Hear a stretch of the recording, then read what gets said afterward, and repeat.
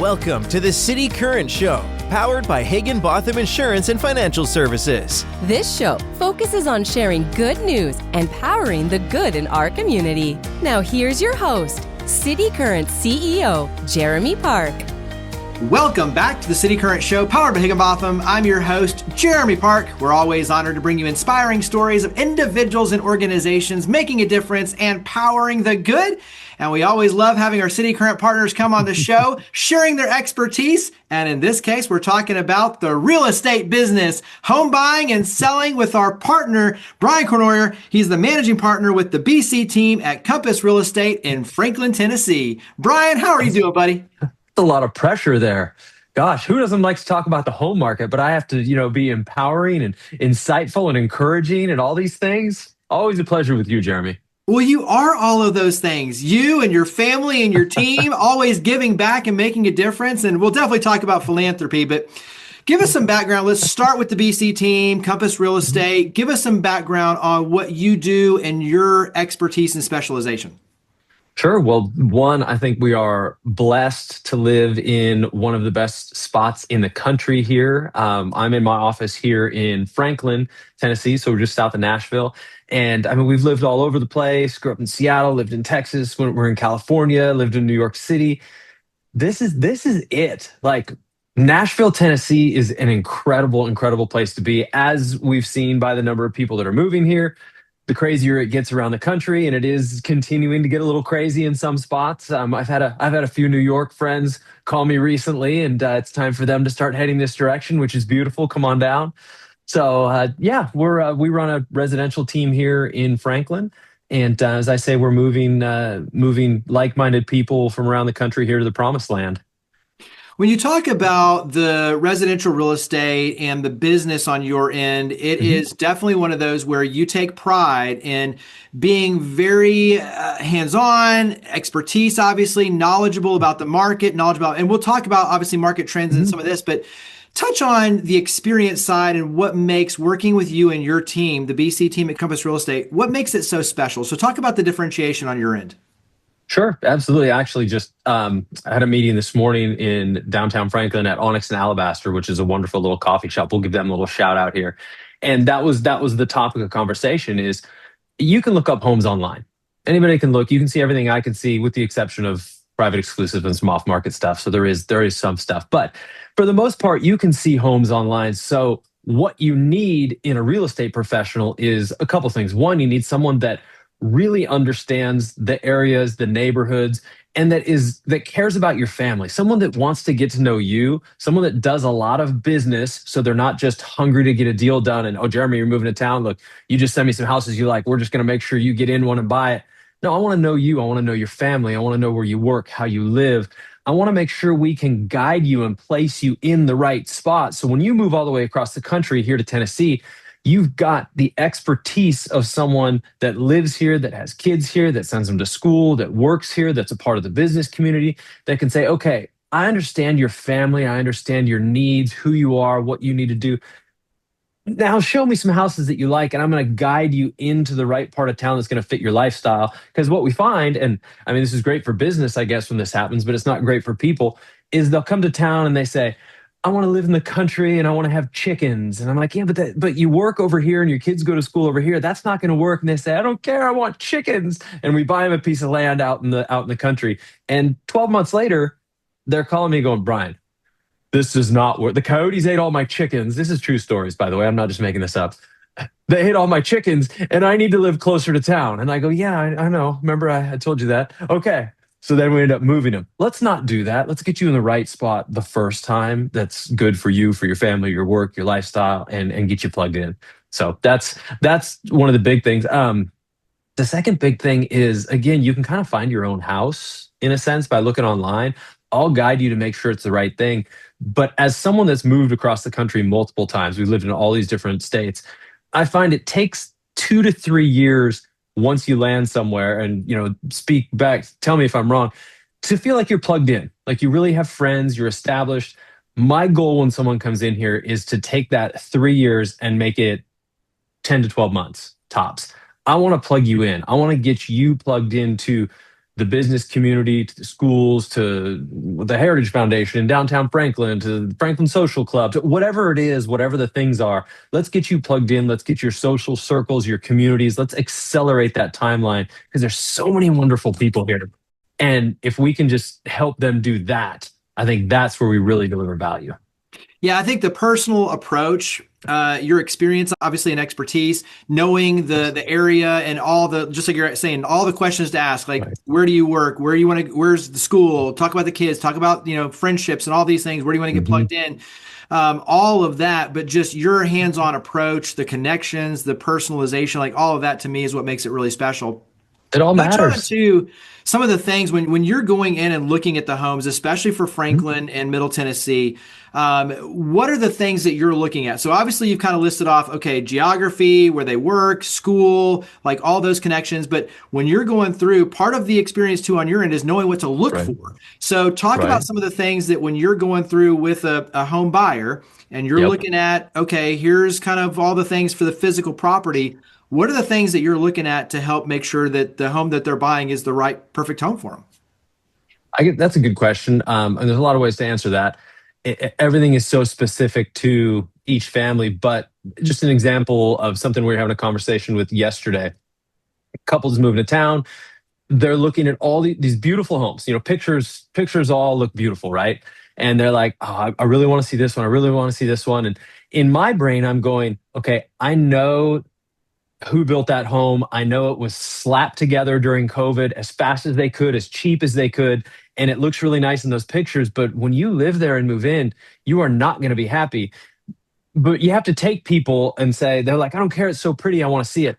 So I'm going to take you. I'm going to show you that one. And then we're going to go see one that I know was built well by a builder. I have a builder friend in town. And he said, I'm trying to build homes that are a generational asset. He said, I want people to pass this home on to their kids and to their kids. And I was like, that's good.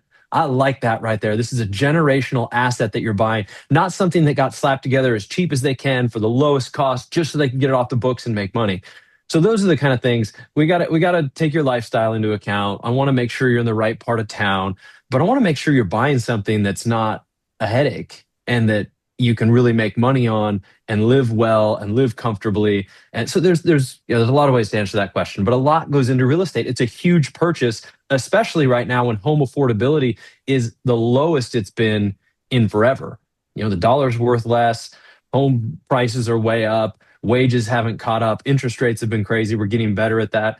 So it's you really have to do it right, and you make money in real estate on the buy. So we got to make sure you buy right. Well, that was the best answer right there. So, and I'm glad you actually alluded to the craftsmanship, the quality. You knowing the builders, knowing the market, knowing that side of it, to me is monumentally important for the buyer. And so let's go ahead, because everything you're talking about is where I want to go next. So talk about where we are in this moment in time with the market. Sure. All right. So my answer to everyone in the market is it's hyper local. Nationwide, it's hyper local.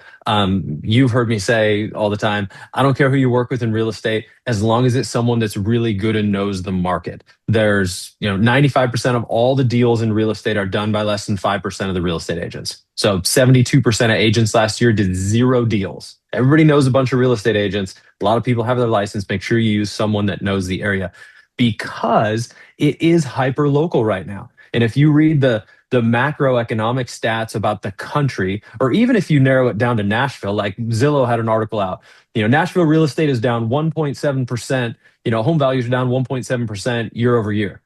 Well, on a macro level, that's true. But that's taking into account condos in downtown, townhomes in downtown, the condo market is a wreck downtown right now. So it's getting hammered. So it's bringing the averages down. When you start looking at single family homes are actually still trending up and remaining strong. And then you can parse it out even further into, price bands. 650 and under has been tough because they're very interest rate sensitive. 650 to $1 million is about flat. They're still kind of interest rate sensitive, but there's just not as many deals out there. $1 million to $2 million is up 10% year over year. 2 million plus on the south side of town is up 12% year over year. So that's driving the averages up. But if you just read the stats and it says, oh, the Nashville market's down 1.7%, median home price here in Brentwood's almost 1.5 million now. It's like 1.47. Well, if that's your price range and you're going, the market's down 1.7%, Brian, I should be getting a deal on this house. Actually, that price band in that city is up 12% year over year and is remaining strong. So we have to approach that differently. And then even specific neighborhoods in Brentwood, depending on when they were built, how they were built, who the builder is, what's happening over there. Like, you just really need someone that really knows their stuff. I mean, even if you had someone that came to town and you sent them to me, which you would, and I love you for, if they weren't in my specific spot of Nashville on the south side right here, if they wanted to buy in Hendersonville on the north side or somewhere else, I've got agent friends up there that I would send them to because they know that specific area so much better than I do.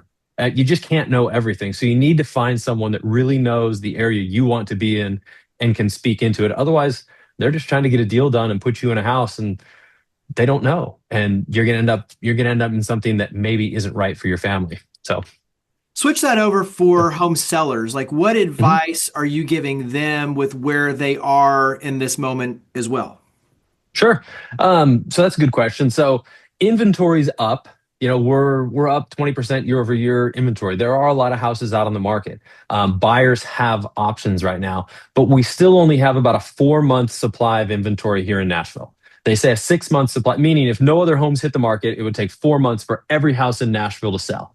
They say 6 months is a balanced market. Anything above that is a buyer's market. Anything below that is a seller's market. So by the numbers, we're still in a seller's market. I don't know if I agree with that totally because it's, again, we got to get into the price bands and different neighborhoods.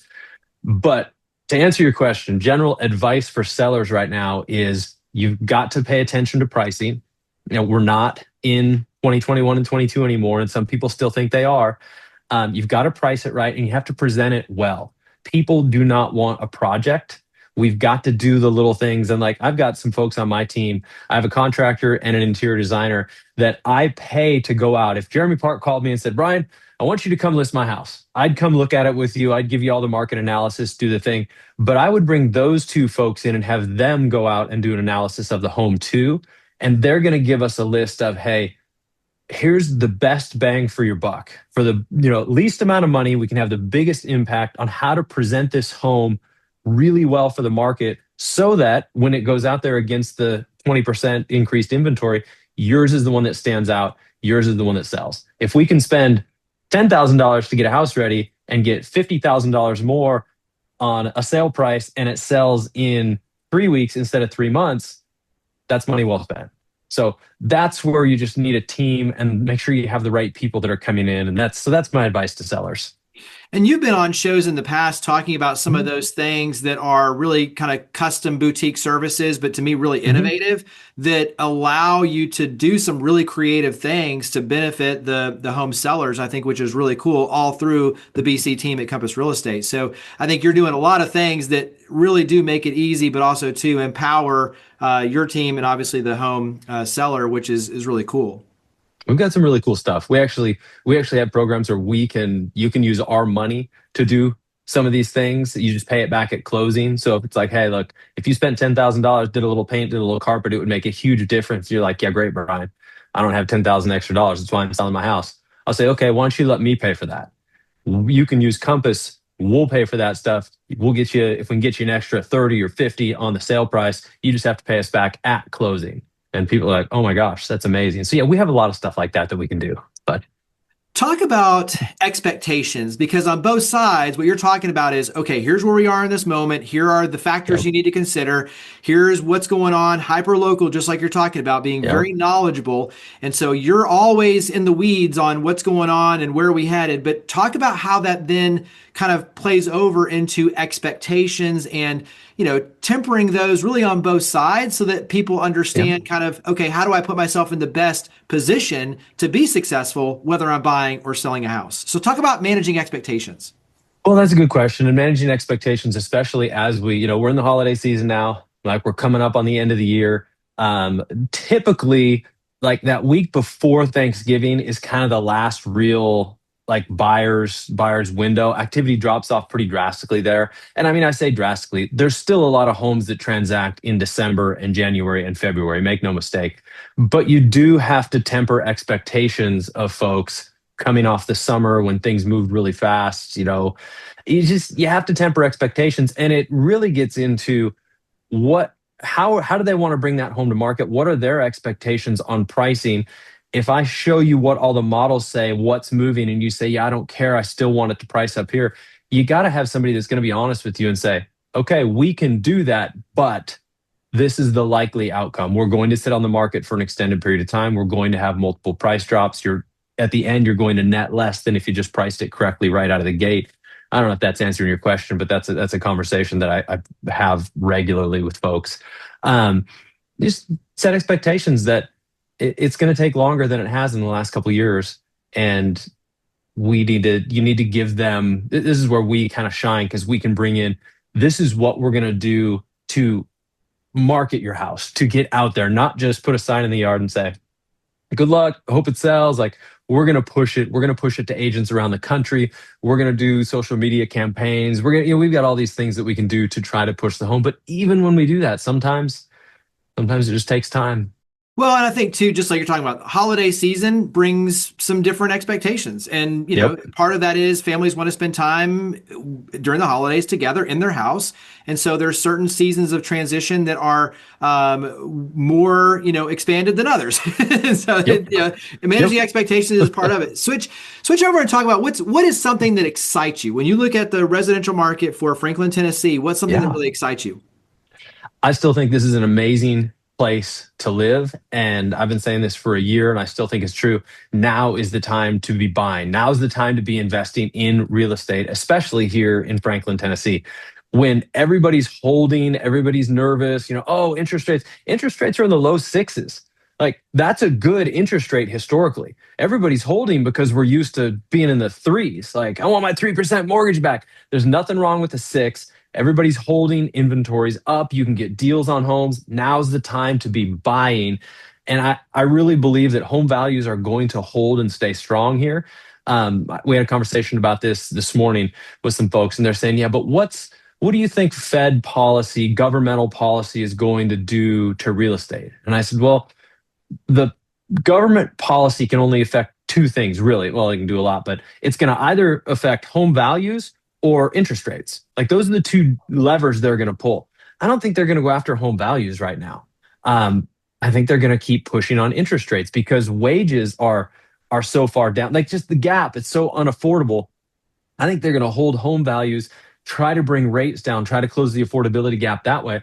Now's the time to be aggressive on a buy. People are willing to take your offers. You can get in on a house at what I think is a good number and then let it appreciate in a very in-demand city, in a place that a lot of people are coming. There's a lot of jobs, a lot of growth coming here. 5 years from now, I think people are going to look back and be like, man, I'm so glad I bought that house. Even though I was at 6.4% when I bought it, look at what it's done in value. And, oh, by the way, rates have come down now and I've refinanced and I'm in a great position and I've picked up all this equity. So it excites me, the people that see that and can say, okay, if everybody's going this way, I want to go this way. And they're getting in the market and we're getting some deals. So that's what gets me excited. Last few questions. This one might or might not make the final cut, but I'm curious because it is top news. We look at a 50-year mortgage. What's your take on that relative to what that could mean for a home buyer in Franklin, Tennessee? The 50-year mortgage, isn't that the topic right now? I saw something really funny. The Babylonian Bee is always great, right? They had a thing, and we're in Franklin, Tennessee. This is like the land of Dave Ramsey. Ramsey Solutions is right down the interstate here. Mr. Fiscally sound. In fact, you can't. Well, this building's behind me now. Before this building was here, you could see Dave's old house up on the hill behind us. And Babylonian Bee put something up. It was Dave in a hospital bed. And it said, Dave Ramsey, in the hospital after hearing news of 50-year mortgage. All that to say, I think it has a place. I think that it's a way to bridge the affordability gap right now and spread payments out and get people into home ownership. I do not love the idea of someone paying interest for 50 years on a house. When you run that amortization schedule out and see how it's front-loaded interest and blah, blah.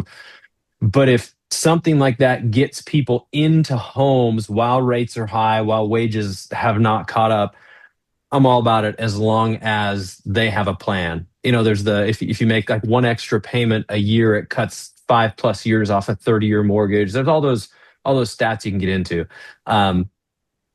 50-year mortgage, I think has its place. Yeah, and I look at too, just like you're talking about, is it becomes a point of entrance, but maybe, Yep. down the road they refinance. I mean, there's other vehicles that can be factored in. It's So let's switch terrifying to over. me that someone would have a mortgage and run it out minimum payments for 50 full years. Please don't ever do that. But let's use it as a tool to get in the door right now. Yeah. Well, and a lot of this is just, having tools in the tool belt. So let's switch Right. over and talk about one more thing, and that's philanthropy, community engagement. Your Mhm. family heavily involved, working with so many different nonprofits and efforts in the community. Obviously, just like you're talking about with the real estate business, you are heavily connected. And with that, you care about the community. And so talk about kind of that side of the business for you, but really also the personal side for you of investing in the community. Sure, absolutely. I think that no matter what you do, I believe you should care about your community. I think it starts with your neighborhood. I always say we can all worry about Nashville or we can worry about Franklin, but how about you worry about your neighborhood? And if you just take care of your neighbors in your neighborhood, if everybody just did that, what would it do for the community? But okay, my office is here in Franklin, Tennessee. What can I be doing in the community to bring business leaders together as folks move to town, to connect them, to make sure Franklin always remains this amazing place to live? As I mentioned, I had coffee on the square in downtown Franklin this morning with the owners of some local businesses there, and that was part of our conversation. My wife's on the board for the Heritage Foundation, which is like the preservation arm of Franklin, and they put on all the big festivals. And we were having that discussion on the next festival, which is Dickens Fest, is coming up. How do we, bring the community leaders here in Franklin together? How do we serve all the new folks? How do we continue to build this culture that we have here in Franklin and make sure that everybody feels welcome and just love on our neighbors outside of our individual neighborhood? Franklin's our neighborhood when we have these big festivals. Let's love on everybody and bring the community together to do that. And if we can keep that culture going, the real estate business will be just fine. It all takes care of itself. Building community, Yes. you take care of each other, it takes care of itself. And so wrap up with contact information. So for everyone who says, hey, I want to learn more, I want to get connected, where do we go to connect in with you and your team? Sure. Appreciate it. We're thebc.team is our website. Brian at thebc.team. I'm sure you can put it on the screen for us. Anybody emails me, put my cell up there, they call me direct. I'm one of those crazy realtors that when you call actually answers the phone. I had a guy call me last week and he's like, you're the third person I've called. You're the first one that answered the phone. You're my guy. I was like, just shocking, isn't it? Shocking. So yeah, put my info up there. Anybody that has questions about moving to Middle Tennessee, buying a house here, selling a house here, what's it like here, holler at me. I would love to chat. Well, Brian, thank you for being a cityCURRENT partner. Thank you for all you and your amazing team and family do to power the good. Thank you for always sharing Right back your at you. expertise. Thanks for coming on the show. Thanks for what you do over there at cityCURRENT, Jeremy. It's awesome. Higginbotham Insurance and Financial Services is proud to power the cityCURRENT Show. We're a people-first company that protects what matters most, the families, businesses, and trailblazers that keep our community going. As one of the nation's top independent insurance firms, Higginbotham is a single-source solution for business insurance, employee benefits, HR services, and personal insurance that's customized for you. We're here to serve you, the people you care about, and your community. Call 866-377-1959 or visit higginbotham.com.